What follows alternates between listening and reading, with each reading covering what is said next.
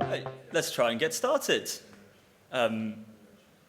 there are a few things you'll need today. If you've got a laptop and want to follow along and code along, you'd be more than welcome to. I'm going to go through it at a relatively slow pace and try and break things down. So if you don't want to be hands-on and you just want to follow along as a lecture, you're more than welcome to as well. Everything's going to be at the lowest possible level of knowledge. If you want to kind of drill into anything deeper, there's an opportunity to do so. What I've got very simply here is just a bit of an introduction to how to set up and launch a machine learning environment on Civo. And then we're just going to stroll through a very simple PyTorch notebook, which gives you a handwriting recognition example. The idea behind this is everything you would need for any of your projects and the framework end to end. So if you take this handwriting recognition example out of it and use the template, you'll be able to put a more complicated project in there. Some of the examples that we can put on GitHub fit into things like forecasting, deep learning, etc. So if you've got any preference around a more complex use case, and let's dig into a little bit at the end, I'm more than happy to do so. I think the first thing I'd really recommend everyone to do is github.com/jmesout, M-E-S-O-U-T, and then it's Civo-kubeflow-demo. If you want to give that a couple of minutes to help get it pulled to your local device. If anyone needs any help doing that, Arle here in the blue shirt is very happy to give them a hand.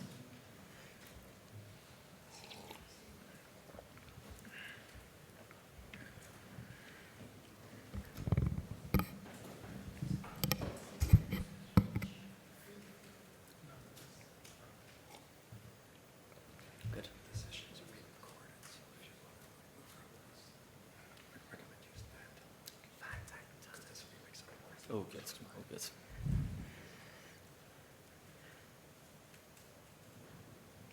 Okay, do we have everyone that far? I can see someone at the back squinting. Can I spell it out for you to help you?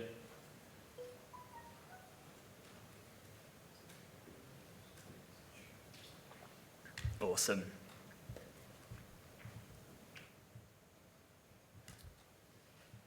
And then the next thing you'll need to do if you want to run this live is go to civo.com/seminar signup. What this will do is allow you to comp your build for this session. Hold on, turn it on. Try again. There we go. So this will comp your build for the session. If you've already got a Civo account and you'd like me to comp it elsewise, just let me know your account number and I'll get it wiped off your build to help make sure we can experiment here. Otherwise, the other option is a £250 free credit account, but this is the quicker way to do so if you just want to grab a moment to get signed up for that or log into your Civo account.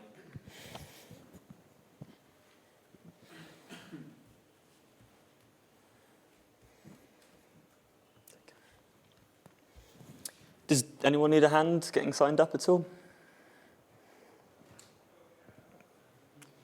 Yeah, if you could, Ollie, thank you.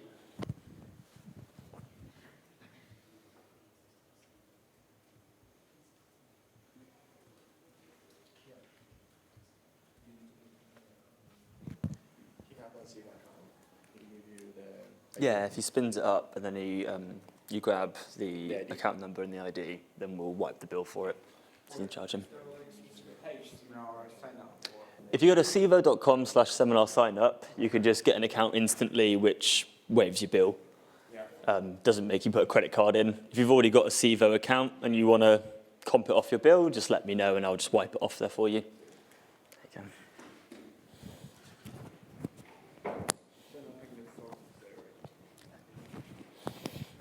Oh, good. I'll give you a few minutes to get that sorted.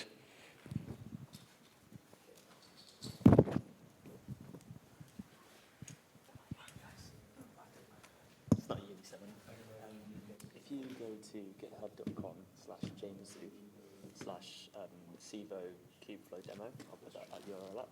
The other one you need is civo.com/seminar signup. You're actually only like 30 seconds behind, so don't worry. Yeah, I'll follow.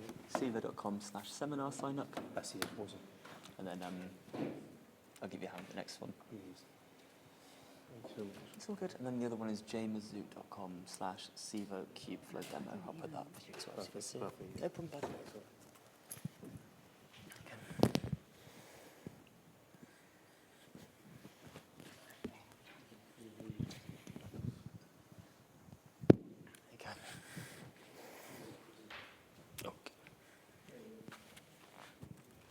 Awesome. I think a couple of people still just churning through that. Does anyone need a hand getting everyone okay?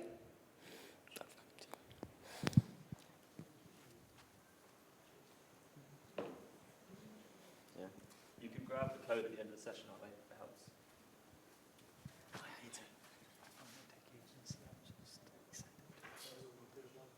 Of course, very welcome to. If you'd like to code along, that's the link to get a free account. That's the GitHub repo. You're very welcome to join as well. People are just getting logged in now, and then we're just going to kick off. I will get a username and a UID. At the end, yeah, if you want. Just, yeah. Yeah, it's just right. Yeah, just wipe it off the bill after. Okay. Hands in the air if we're ready. Hands in the air if we're... Keep your hands down if you're not. Okay. Just a few people tweaking through, and then we'll get started. Good. Who's done some machine learning before? Fantastic. I love a new audience. Okay, so we'll break it down to quite a simple level. You're very welcome to ask questions as we go, and ultimately what I'd like you to do is just feel comfortable using some of our machine learning tools to get started on your own. And that's the outcome of the session. Some of the things we can do here is we'll probably stroll through the notebook. From top to bottom, I'll explain a little bit about how a machine learning process works. I'll talk to you about training and testing your machine learning algorithm, and then also results. And we'll run one. You'll see the results live on your laptop. And I'll give you a little bit of a viewpoint of what that experimentation cycle for a machine learning engineer looks like. After that, the hope is I can show you how simple it is to put it on Civo once you've done, and we can prove the point that this stuff isn't quite as complicated as it needs to be, is the hope. That sound good to everyone? Okay, fantastic. Of course. It should be launched in what region? Just pull the notebook and sign up for an account for the moment. So yeah, if you've got the notebook on your laptop and you've got an account you can use, then you're all good for the moment being. Okay.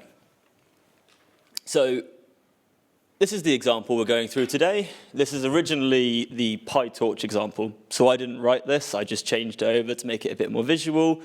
I put some extra diagrams, etc., in there, visualized your neural networks for you to try and just make it a little bit easier to understand. The goal behind this is how you'd run machine learning on any platform anywhere. So we've tried to put this in as a cloud-native viewpoint as possible. You'll get a little bit of an understanding here about what a data set is, how to split that between test and train, and how that can impact what you're doing. We'll show you some results and accuracy alongside that. But ultimately, at the end of this, you will be able to train a machine learning algorithm that understands handwriting between the numbers of 0 and 9. And I think if we do this the right way, we'll probably get about a 90–95% accuracy on that. So we'll hopefully put some effective machine learning that if you wanted to go home and say, write on a bit of paper, take a photo of it on your phone, run it through your model, you'll be able to calculate the numbers. So just to give you a little bit of an overview here, there are a couple of different important components to a machine learning process. The first one is obviously the data set. And data sets can come in any shapes and sizes. They can look like a CSV file that you load into Excel. In this particular situation, it's a variety of 28 by 28 grayscale images of people writing stuff down. To give you an example about what that looks like, it's these. And these are the numbers that someone's written on a bit of paper. You've taken a photo of it, you've grayscaled it, and now you're loading it in to classify. And that's the stage that your data set would be in. Alongside that, you'll have parameters, and these are the input values that you have for your machine learning model. And they can be as simple as what's the split between your training and test. They can be things like how many layers deep is my network, how many different types of these parameters are important and weighted higher than the others. When you see people talking about a billion parameter model, typically it's this that you would look in that paradigm.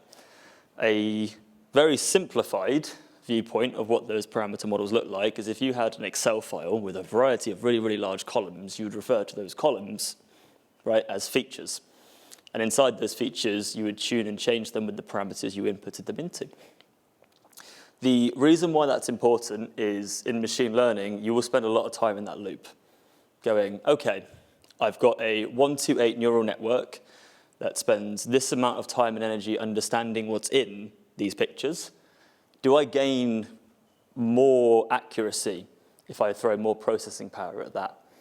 And actually what you're really doing there is a little bit of a compute-constrained workload, something us Kubernetes engineers should be aware of. You've obviously got training and then evaluation. And the really simple way of putting that is your training set. This is the information you're showing to your machine learning model that it makes decisions on. And then you've got your test set, which is the information your machine learning model never sees, and you use to evaluate it.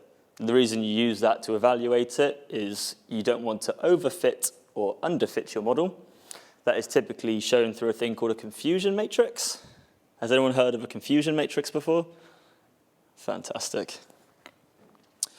Okay, and then the last thing I'll call out here is you can have a look at the original PyTorch example here. You'll probably find it very similar, but just calling out the original author's work that we've built on top of. So, the first entry of this is an installation. This is your requirements.txt. Within the Python ecosystem, this is how you manage your packages and environments. Within this, we're installing Torch, which is the PyTorch package. It's a machine learning framework by Facebook. TQDM is just a visualizer we're going to use for some progress bars to make things a little bit prettier for you in some of the training loops. And I think what's important to that as well is I'll start showing you where you can manage and control your results and actually do things like, hey, if I'm not getting any better results from my training, let's stop that early. Here's a variety of import statements that come in. Typically what you'll see in a machine learning project is actually these dependencies are pretty wide and diverse. The thing that I think is really important here is obviously that these dependencies don't conflict with each other. So within machine learning projects, you will be expected to reproduce your algorithm often. In fact, actually, if you produce some really awesome results, very usually they'll say, like, show me how you got that answer. And constructing your Python environment is typically a very important part. Data scientists in notebooks don't always take this into account, but some things like these versions of Torch have a random number generator in them, which refers to as a seed value. And depending on what version of PyTorch you've got installed, you might generate a different seed value, which might change the result you have in the output. A lot of Python developers will look at this as being a kind of like dynamic environment. With machine learning, you want to think about actually how all of these input parameters and that container you ship is the final state of what you're producing. And stochasticity, which is the idea of not being able to predict your outputted result, is pretty prevalent in everything you're doing with machine learning. We're trying to combat this right now with the Rust and Go machine learning ecosystems. I think we're still like dwelling into that, but I just wanted to make sure people are really aware that if your person next to you is getting different results, it's a very good reason for doing so. And when people talk about the importance of machine learning environments, this is how you've decided to build your Docker container and install your packages, basically. So here I'm going to define the parameters, and I will jump through them as we go. If anyone's got a question or I can add more detail, please feel free to do so. The first one is the batch size. Now, within a neural network, you will have a forward pass. Is that something anyone's ever heard of before? A forward pass, okay. An easy way to think about it is, do people know kind of like class structures in programming? Now, class structure kind of has like a main function that you call. Is that the entry point for it? Forward pass. Effectively the default entry point for your machine learning model. So when you pass data to your machine learning model, it has effectively a function wrapper. The function wrapper there has an input, which is your data. When you input that into there, that's effectively calling a forward pass. There's an alternative to backpropagation, which is an alternative way to evaluate models. And in another example, I can dig into that. But effectively, your batch size is how many rows of that data or how many images of that data we're inputting into a single pass. The larger this is, you could be seen as doing more of a batch process. If you were doing more of a streaming process, this would be a lower number. A good example of this is if I was building a trading algorithm for the stock exchange, I would want to have actually a very small batch size because I would want an individual row of like the last minute of data to come in.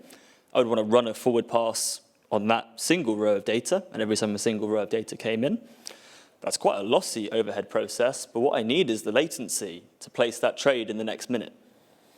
The alternative to that might be batch processing, which is I've got loads and loads of videos or pictures. I want to classify and draw bounding boxes around where that is. And maybe I'm doing it after the fact. Maybe it's not a real-time workload. We're going to have a lot of conversations about real-time versus streaming. I'm personally of the belief you can use both for anything and probably be successful somewhere. Okay, now the next piece that comes here is actually the testing batch size, which is when you're running that test function. So after you've trained your data and you're doing the evaluation of it, how many rows of data you test that in.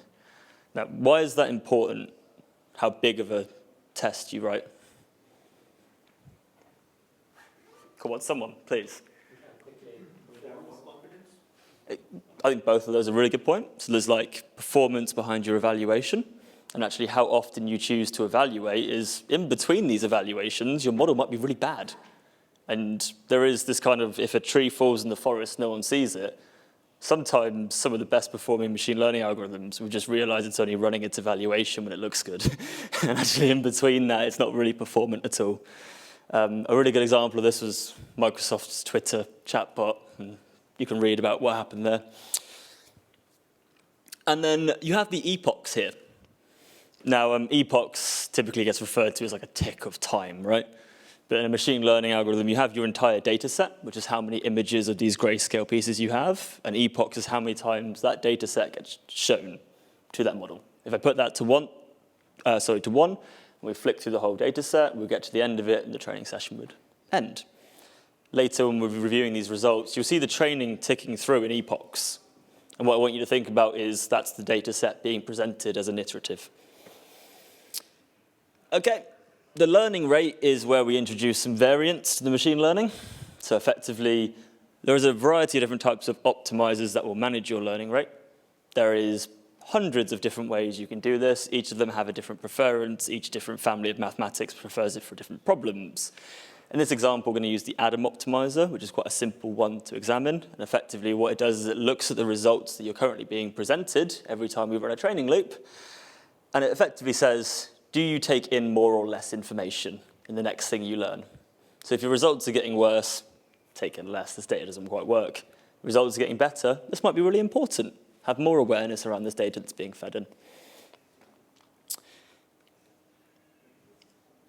So gamma, very similar in mathematics. This is the number of which controls your learning rate.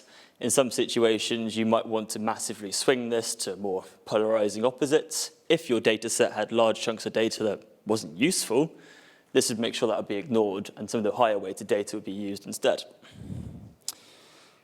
No CUDA is an easy one. This tells you to use the GPU or not.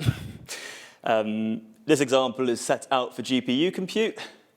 Below it, you'll see MPS. So if you have a MacBook, you can use a similar type of acceleration on Metal. Now, do people understand the difference between GPU and CPU compute?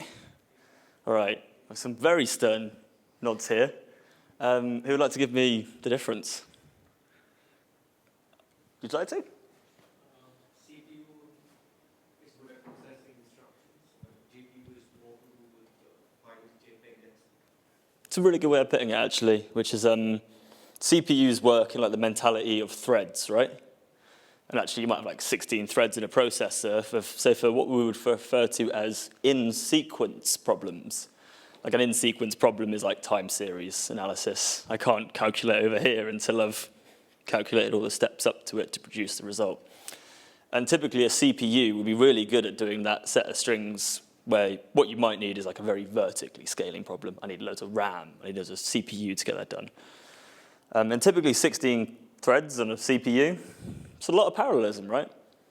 And you load a GPU, and a GPU has 100,000 threads of parallelism. And whilst it doesn't support as many machine code operations, if you need to run that 100,000 times in sequence, a GPU is a much more effective way to do that workload. We got to GPU compute through a weird concoction of people who really messed with their graphics cards after they'd spent a lot of time gaming. The video really hold on to CUDA as a standard. It isn't perfect, and it was never built for machine learning. It was built for parallel processing.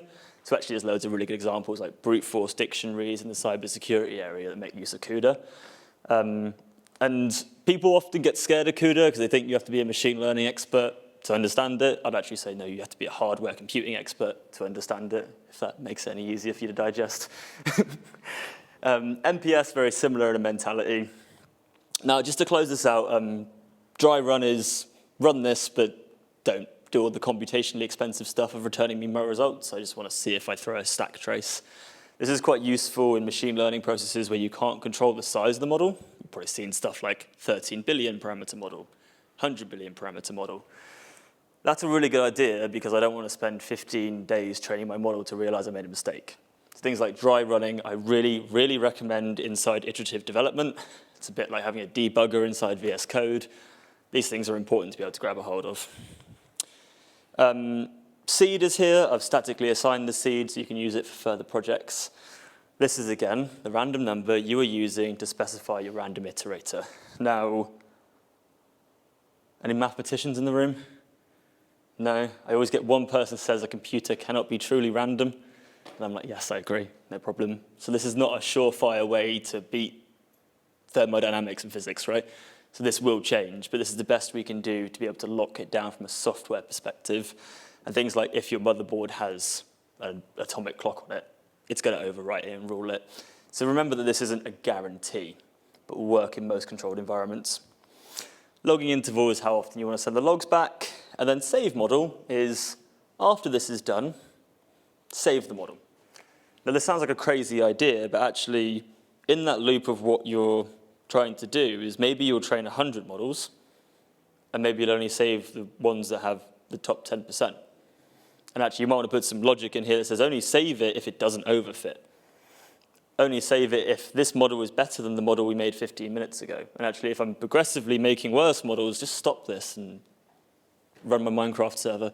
But there's loads of different ways you can think about that as a paradigm.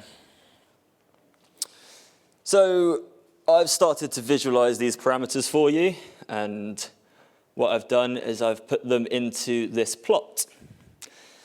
So you'll see that actually for like things like my accuracy score, I've already tuned these values and we'll get some really good results. But what I've done is I've brought batch size down to 0.12. And between kind of 0 and 1 are the available parameters that I will be able to use to define that. And 99% of how a machine learning engineer makes their salary is scanning through these. And the family of thought, which is needle in a haystack, where you go into there and look for it and then justify and decide your decision in a practical way, is a perfectly acceptable family of thought. In the same way, theoretically, reading lots of research papers, understanding the concepts and implementing them is also a very valid member of thought. The advice I have, I do a lot of mentoring to data science and machine learning leaders. I say, do you have more time or money? And often if you can run these things in parallel and let a computer work out these answers and validate them, it might be easier than reading a paper. And in some situations, if you've got the compute, you can get these answers and churn them. There are lots of different ways you can map that. And a good example, I think I'll show it at the end, is hyperparameter optimization, where actually you run all of these parameters, you combine them, you see which ones are working well together, which ones, when tuned together, reduce the accuracy. And you can start to work from a basis there where actually you can composite this together and work on improving your algorithm. Now, 10, 15% accuracy at most would probably be where I'd say you see increases. Sorry, a question there. So how have you got to your 0.12 normalized batch size? Is that you express in 64 over the number of images in your overall? So it's a really interesting point because actually all of these values would be dependent on another value there. So like 0.12 batch size, what I've done here is done hyperparameter optimization, which if you scroll up here, I'll show you the code. I have each of these parameters put here and the minimum and maximum value. What I am doing, and there's lots of different ways, the simple way is a bit like a dictionary brute force attack. I'll try every single possible combination of these parameters and I'll see which one gets the highest result. And you can easily pick a metric you want to be your result, like accuracy, MAE score, etc. Now, in this situation, you'd want to know which one of these parameters correlated with each other. So very clearly, in this set, you'd have batch size, and batch size will probably correlate with test batch size. There are lots of different ways of putting that. Things like CUDA and MPS and dry run probably aren't going to change your accuracy. A good way of visualizing this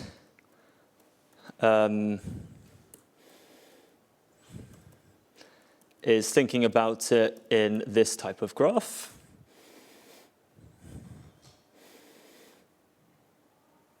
And this is actually from weights and biases, which I think is a good experiment visualization tool. I actually used to work with Lucas once upon a time. And you see here, so imagine my decay value is my batch size. My categorization inside there is my test batch size. And actually, when all those values in batch size are high and all my test values in low, and those lines show me a clear link, I can kind of see a path through my parameters that give me a better result. Now, if I kind of go a little bit high and low, I actually can see the parameters combinations that give me a bad result. And people say, like, needle in a haystack, how many grains of sand in the beach, how many stars in the universe. This is the typical paradigm where a machine learning expert is looking for entropy. If I come back to here, we're at the point now where we've set up PyTorch, set the parameters of input. I think if I scroll up very quickly, defined our environment. And what we're probably ready to do now is start building our machine learning. So the first thing we're going to do is create a neural network. Has anyone here built a neural network before? Everyone kind of aware of what one is, roughly? I always think it interesting. I've got a neuroscience background. Very rarely do I see any relation between neural networks and actual neuroscience, but a large portion of deep learning came from 1960s, and actually 1960s-based psychology. So if you cast your mind back and do some reading about the IBM perceptron, it's a really interesting viewpoint where the grandfather of deep learning discovered pretty much all the techniques we're discussing today a long time ago, before we had personal computing. And actually, these are all mathematical concepts that are not new. And very rarely, when people talk to me about new machine learning algorithms, you can probably find 50 years of papers on it. And new is new to the application process. So with these things in mind, I think sometimes these could always have an idea about how they can be improved. Now, in this particular situation, the neural network we're making is a convolutional neural network. Does anyone know what that is?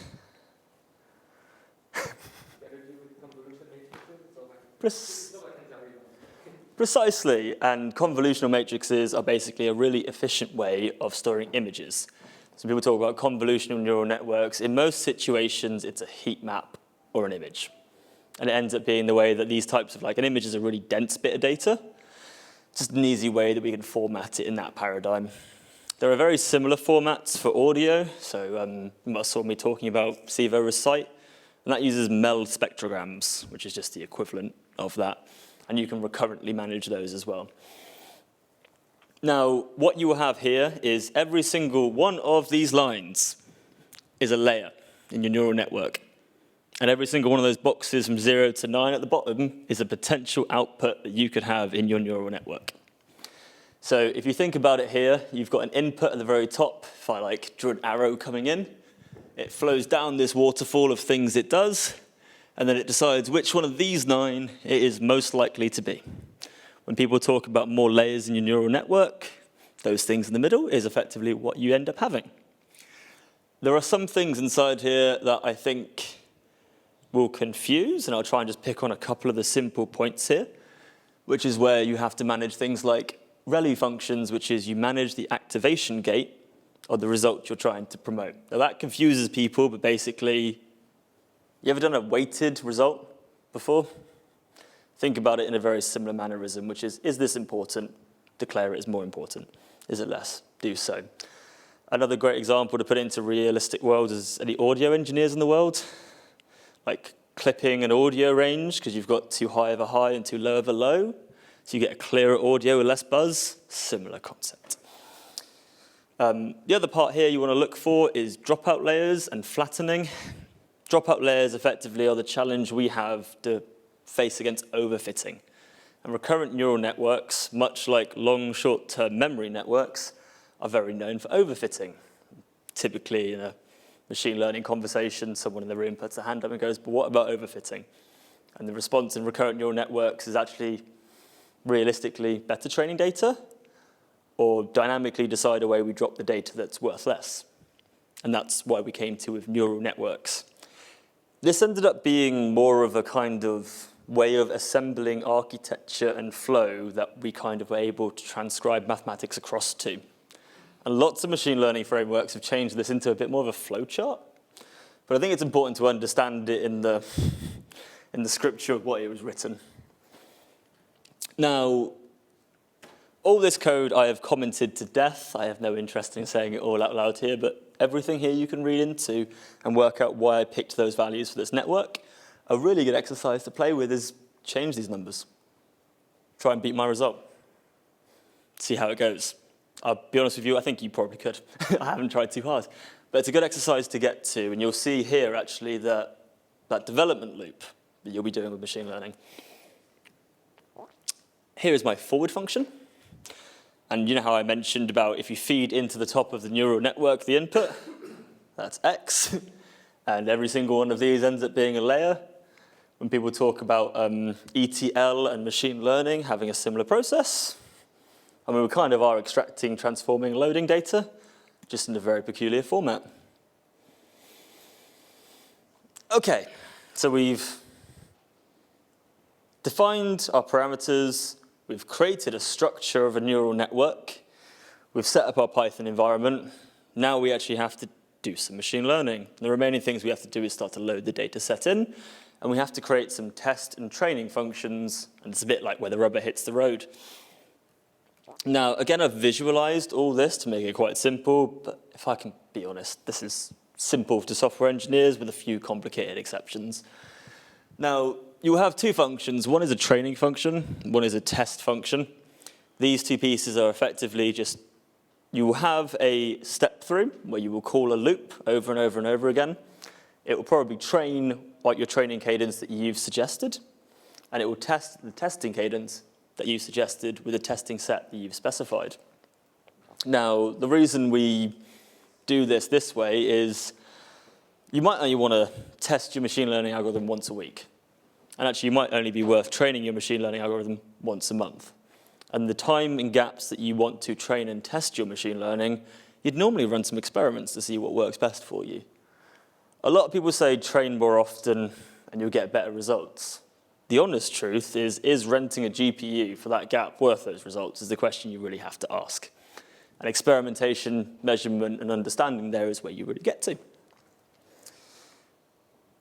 Any questions so far? Is a deep neural net just that more complicated? A deep neural network is a neural network on top of a neural network. And then the neural network is a bit like, I think of it like a function passing to a function. But yeah, a deep neural network is just that layer goes down as many times as you'd like. It's very strange, you think about the adjectives machine learning uses compared to traditional computing. Like, you never use the word deep in like a computational hardware viewpoint. But it's because lots of these things end up being not methodologies and ways that we've decided have worked. There's 6 different papers that will suggest it a different way, and this is just the one that gave the best results. So it gets quite interesting there. But yeah, deep neural network, very similarly, you can look at that in a lot of the mentality. It's very hard to do machine learning without doing deep learning today. So actually pretty much most of the machine learning you'll end up doing, unless you're doing like a random forest or linear regression, ends up pretty much being deep learning. And as I mentioned, deep learning, 50 years old. Not a new thing. Absolutely not a new concept. Okay. So just to jump into here very quickly, and I can start going through some actual code. So this is the training function. As I mentioned, we'll have a loop. It will set some parameters about when we want to train and when we want to test the data. Inside here, you have a variety of different ways that you can manage this. You will see this TQDM. It's just a way of visualizing a progress bar. What we have here is a way that you load the data and you put it onto a device. And this will do with your CPU, your GPU, or your Metal on your MacBook, which this supports as well. Now here we talked a little bit about optimizers and Adam optimizers, etc. This is a zero gradient optimizer, which looks at the previous results, the previous training, and basically zeroes those results out for the next iteration if they don't add any additional value. Now, gradients end up being really great for simple problems, the reality is in your parameters that you had earlier and the options that you were configuring, you'd probably want to have 3 or 4 optimizers. And you'd probably pit them against each other. And in this situation, you might find one optimizer is really good for handwriting, which is in color, and one optimizer is great for handwriting in black and white. And these are the types of considerations and problems you'll be thinking about. You have your output, and if I mentioned earlier about your forward pass and your call function and your initial main inside your class, I mean, you even call it the same way, right? That's a defined class that you just put your input value into. That's your input parameter, and it flows in a very similar way. I think those things end up being very complicated, and the Python programming language actually does a really good job of making these things quite ergonomic and simple. Here we're doing some calculation, basically the negative logarithm of the likelihood of the loss. The reason we're doing that is to manage the test. This also performs a optimizer steps in the same way that this optimizer is managing the zero grad. After we've generated the result, it just lets it know it's the next iteration. And then I just put some descriptions in here for the progress bar. And if it's a dry run, don't do the next step, which is computationally expensive. Now we have a test function, and if I had a whiteboard, I'd put a flow chart here, but a really good example is you might want to build a machine learning algorithm that predicts the weather. And actually, the variables about what tells you what's going to happen with the weather change frequently, right? So what you'd want to do is train that often. If you walked out in the morning and think, I'm thinking it's going to rain, and go out in the afternoon and suddenly it's sunshine, you'd be less likely to think it's going to rain. So actually, the cadence of which you introduce the current state of context to your machine learning model is dependent on your problem.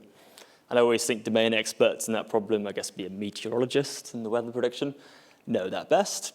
What you try and do as a machine learning engineer is entertain and manage that, be receptive to the understanding of the data, and say, hey, so you need to train a lot. Actually, how often do you care if you're right about the weather? And that's a follow-up question that might dictate your test function. Now, you tend to focus on a test function more when you're criticized on it more often. And as the polar opposite of that I explained earlier is you might have a test function with a cadence where you're having bad results in between. So there is no perfect answer about exactly how often you should train, exactly how often you should test. I would always say to pursue the most accurate results. In addition to that, there might be fiscal reasons why you might not. There might also be things like overhead, time. I've got 5 other machine learning models to make and manage. So when I talk about the operational overhead of machine learning, it's actually the orchestration of how this comes together. This test function does some very simple things. So plots a confusion matrix. Who was my confusion matrix person earlier? Can anyone remember the 4 different types of things you get in a confusion matrix? 4 different types of results? Okay. True, negative, positive, negative. False positive. False positive. Yeah, so really, really, really simple, right? True negative is, that's wrong, I'm sure. False negative is, that's wrong, but it shouldn't be. True positive, that's right, it really should be right. False positive is, I've said it's right, but it's actually not in fact. And what you're really looking for here is overfit and underfit.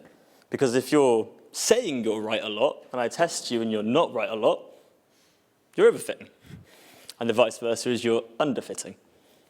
Question? Does that apply to any training? So supervisor, unsupervised, enforcement training, so that applies every time? In a typical neural network training process, you would see that be captivated. It gets really confusing when you start playing around with things like transfer learning, because then you've kind of got to manage what that thing consists as an accuracy versus what this thing is now considering an accuracy. So to manage that, you're obviously going to be taking into account multiple contexts, and you might want to give the machine learning model justification for that. So you can build whatever you like as a training and test function. You can build a really bad one. If I could be really honest with you, people have looked at the way that ChatGPT is trained. There's a really good white paper they put out about how to use Kubernetes to train machine learning. Don't do that. Absolutely do not. And there's no right or wrong way of doing it, but however you look at it, is they have achieved some really high performance machine learning that is probably not what you would say a traditional type of architecture, but the results are there. It's solving a problem.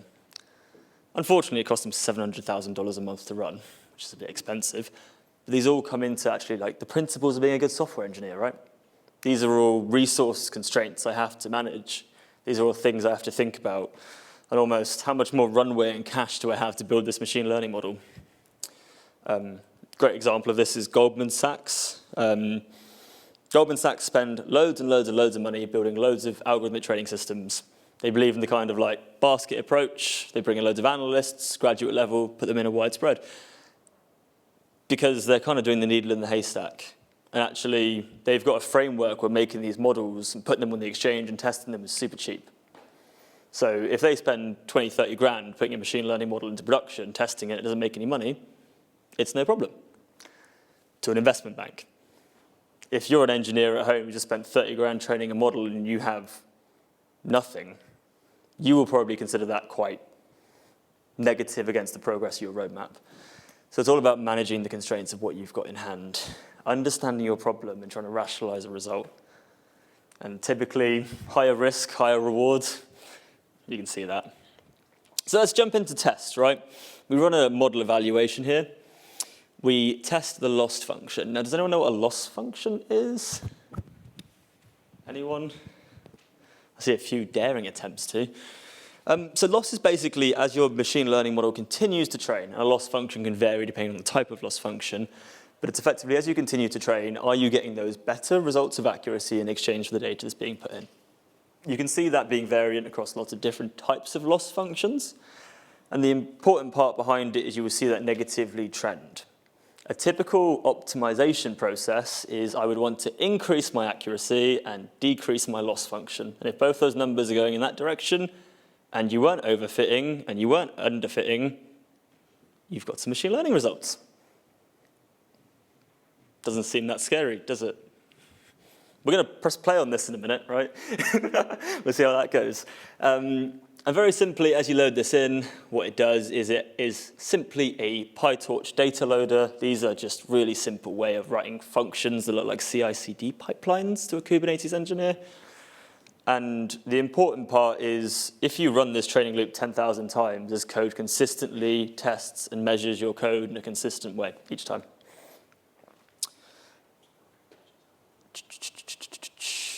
We log the loss and the log probability of this.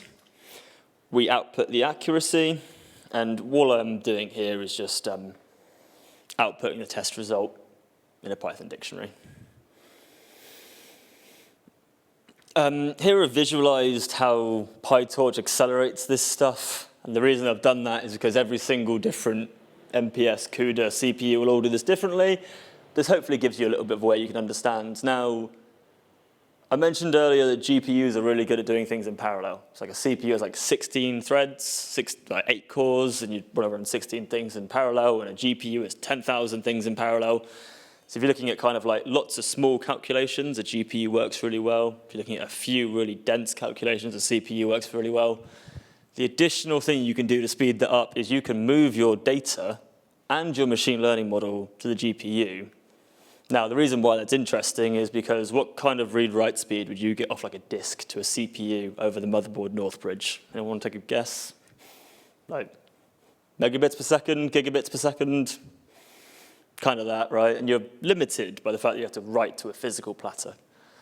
Now, if you go GPU and you're storing your data on your GPU and you're parallelizing on your GPU, typical run speed for like a NVIDIA A100 is like 900 gigabits per second. When I speak to people in the Kubernetes space, they're like, no. And I'm like, yes, you're not going anywhere. You're still on the same card.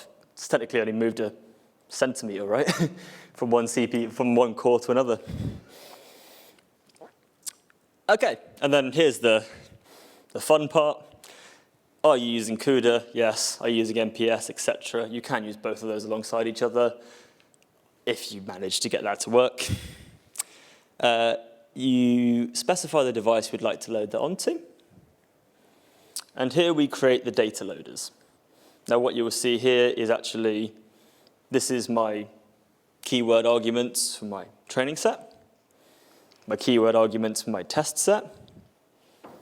These are the number of workers we're going to use. So if your data loader needs to parallelize and you've got a really big data set and you want to do that in lots of nodes and almost scale that horizontally, that's possible too.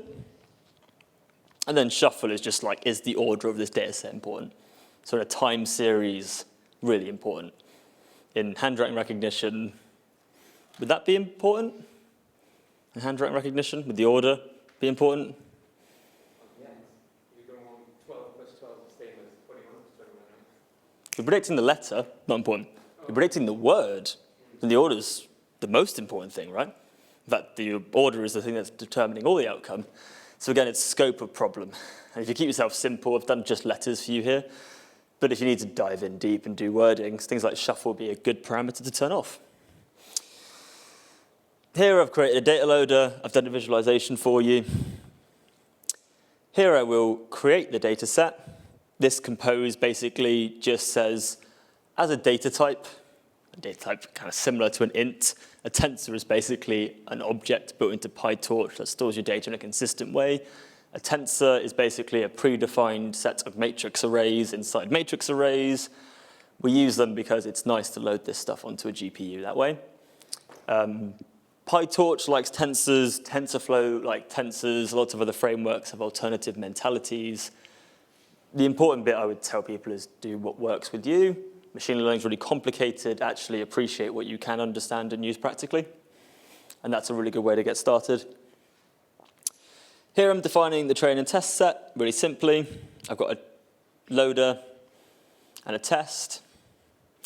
What that does is it grabs these sets of data, which is basically a sheet of A4. I've written loads of text on it, well, numbers. And what it does is it puts a square box around each of those and guesses with this label. Now, if we go back to our neural network, what you'll see is everything on the right-hand side of that equals will be an output classification from this, right? So the data loader is separating all of these, feeding it into the top, running it through these networks and saying, with a probability, which one of these 9 is most likely. And obviously, there's a lot of gravitas and depth behind that, but we're kind of the high-level view of how this neural network's functioning. Okay, and here's the fun part. A lot of this function ends up being formatting. So it's not massively complicated.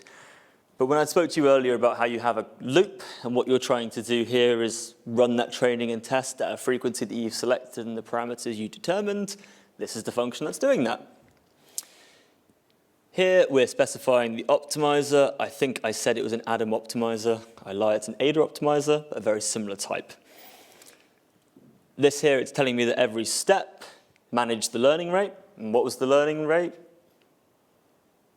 Come on, someone. Anyone remember what the learning rate was?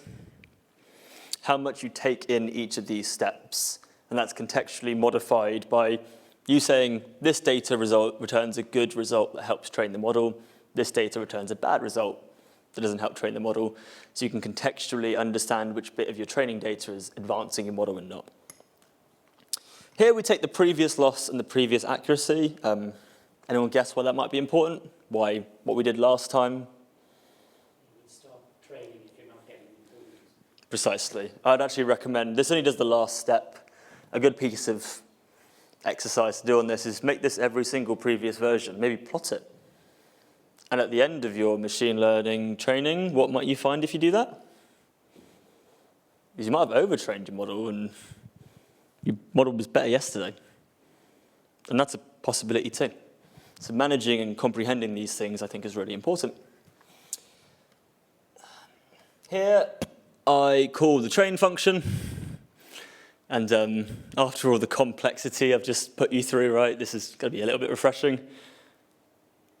I call my train function on every epoch. What was an epoch? The times I've looped through the data set. So every time I finish off the data set, run the train, run the test. So we train on the end of every cycle, evaluate on the end of every cycle. You can test every other cycle. You can test just right at the end. In this situation, it's going to go through the data set 16 times. You might want to test at the end, test at the beginning, and again, with the cadence, what you will don't want to do is miss out on testing where you might have the best result. Things like reinforcement learning algorithm, basically you'll hit your most accurate result like 45% of the way through, and the rest of that journey is actually probably negative things that are telling you what builds, what you want to avoid, not what you want to do. I output these results here, I append the results, and then here I just save the model. Now, this is an epoch. Here is epoch 1. This is my loss. These are the number of entries into the data set. That's the time, and that's the iterations per second. I've done all that to help you guys pick this up, play with it afterwards, move it over to another type of problem. Someone's grabbed this and changed it to try and identify if you can see bees and flowers. This had to change like 5 lines of code and load another data set. So you can use this to kind of get this type of formatting around it, and it's a good training base to get started in a really simple problem. I've documented and commented every line of code, so it's all in there as well. Hopefully you can see this modularly. Now, who knows what this is? I've seen one of these before. Okay, so this is your confusion matrix. And actually what you'll see here is down the middle, you'll see some very strong accuracy of results, but that's where it's correctly identified true positives. And actually where it's outside of these is actually the gaps where it would identify and misidentified. The thing I would add to this is actually 1 to 9 and 1 to 9 along the bottom. And what you will see is occasions where I guessed 1, and it was 1. Occasions where I guessed 2, and it was 2. Occasions where I guessed 3, and it was 3. So this is occasions where I guessed 3 and got 2. bingo. Simple. True positive, false negative. It's that simple. Okay, so in the last 8 minutes, I think the right thing to do here is see if this breaks. And hopefully we should be rolling through. So here is it doing a pip install, installing the packages alongside that. I'd advise you do that before you normally run a notebook, but for the example, we've put it here. It's imported these successfully. It's complaining that I don't have SSL, but that's not a problem. I've created the parameters that I'm inputting in, and these parameters are the way I'm controlling how my architecture and model functions. This just draws a plot, visualizes your parameters, but I understand as a concept that I can move all these little red lines up and down, and I can turn all these offs to ons. And actually, my best result is hidden around a combination of how all this gets paired together, right? I've created a neural network, which is a series of different types of architectures. These are layers within the neural network. What does a dropout layer do? Come on, told you earlier, dropout layer. It disables some nodes in the neural network. Depending if it... And then does backpropagation. Yes, awesome. So it reviews what you've done there, backpropagates it, sees if the information is useful for the next training iteration. Awesome. I've come down here. Every green tick here is a relief for me. And I've created myself a training function. And this is where my machine learning model is going to look at something, understand it, learn it, and do something different next time. I've created a test function here, which is how I evaluate my machine learning model. And I understand what the different metrics in that evaluation is, because I want my accuracy to go up and my loss to go down. I'm plotting a confusion matrix alongside that you saw earlier. I'm loading it onto my processing device. In this situation, I'm not loading it onto my MPS, and I'm not loading it onto my CUDA. If you've got a MacBook, you won't have a CUDA, you'll have an MPS, etc. Just use the appropriate settings for your hardware that you've got. I've created 2 data loaders. I've parallelized them in a single instance in this case. And actually what I've done is I've created these data sets that automatically format them to a tensor and automatically normalize the values between numbers. Now normalizing is important because you might have loads of different ways your data is being represented. You want to standardize that as a signal for signal processing reasons. I'm storing the data in this folder here. That's just useful because if I'm training the data like 10,000 times inside the loop, I don't want to download it 10,000 times. So always make sure you've got your resources and your packages and load that up ahead of time before you enter your loop. Okay, so here it is. I'm downloading these data sets. I've extracted these data sets. I've processed these data sets, and you can see it there. It's then taken all these images, I've segmented them, drawn them, put them into individual numbers, and next to that number, I've gone, what number is it? So this is kind of like, I've got an image, and I've got a guess for every image. I'm now running my machine learning algorithm. And at the very bottom of this, I've had my first epoch. It's got a loss of 0.03. It's got an average loss of 0.04, and I've got an accuracy of 98% on my first loop. That's not bad. What does that make me think? My first loop, 98% accuracy? Come on, machine learning isn't that easy. That's overfitting. And I can tell that's overfitting because these values are all astray. And whilst it's not overfitting massively, you can kind of see here that in some situations, I think what it's actually doing is it's guessing sevens as threes. Now, interestingly enough, I can't personally see. As a human, we can't see the similarity between a 7 and 3, but there's something here that makes it realize this is the case. Now, what you might want to do here is maybe up the resolution of your images, maybe a different format, etc. That might be something that would resolve that. Now, there's my first epoch. Here's my second epoch, and my loss has come down substantially. So actually, it's benefited from what's being done there. I've got 99% accuracy, and it suddenly doesn't think 7s are 3s anymore. And it's improved. I'm on epoch 3, and epoch 3 is the third time I've loaded the data set into the model. I'm seeing my result here. And I could just keep going 17 times, but what you're seeing here is it's repeatedly training your model and delivering a more accurate result. So here's the rolling result. I can see that on a rolling basis, actually, my accuracy is still coming up a little bit, and my loss is still coming down a little bit. So what I might want to do is in my loop is when I get that to a level I want, I'm at 99% accuracy now. I'm getting minimal incremental improvements. And NVIDIA A100 is like $1,500 a month. Maybe you want to stop training your model, hand back your GPU, publish your model, and publish your results. So there you go. That beats human-level perception of handwriting. Here you go. Have fun. We're very happy to share that with you and produce what you can do. This is really easy to take and put into another machine learning program. I'd look at it more as being the harness that you can take and apply to your own problem. If someone forks this on GitHub and puts another problem in its place and put it on there, I'll give you some cloud credit. Because I love these types of examples, and what I think is really important is getting people at the very beginning of their machine learning journey, jumped into this stuff and using it. So open invitation to anyone to fork this and play with it and generate some more examples. But there you go, guys. Thank you very much for listening.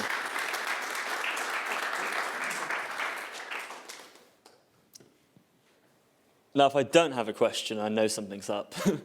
So can I do anything to add any more insight or explain to anyone? So just, I'm not sure if you ran it on Civo or if you just ran it locally, but if you were to run this on Civo, you probably don't need the full kind of Kubeflow suite of things there.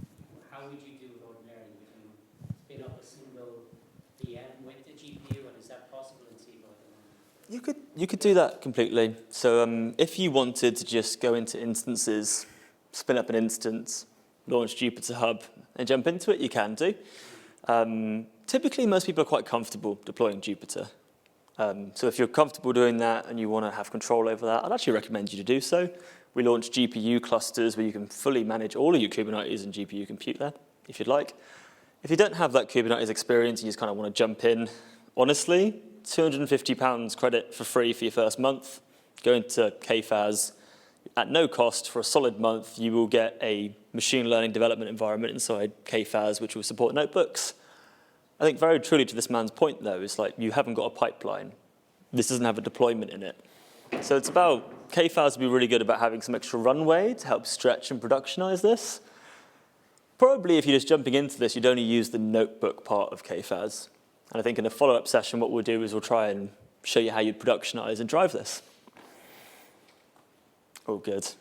Any other questions? Okay, can I close out? I'm talking for a whole hour, please. Awesome. Thank you so much for listening.